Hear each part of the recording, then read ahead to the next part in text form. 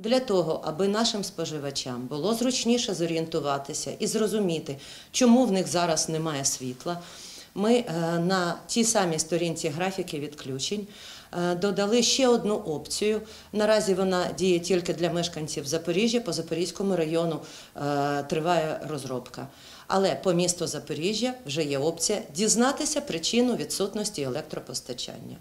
Натискаєш, заходиш у форму і бачиш, чи це планове, чи це аварійне, чи це ГПВ.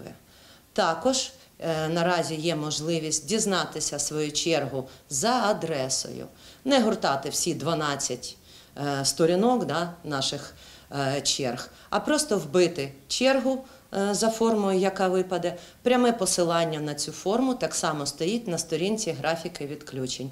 Знов-таки, наразі це доступно тільки для мешканців міста Запоріжжя, по Запорізькому району триває розробка.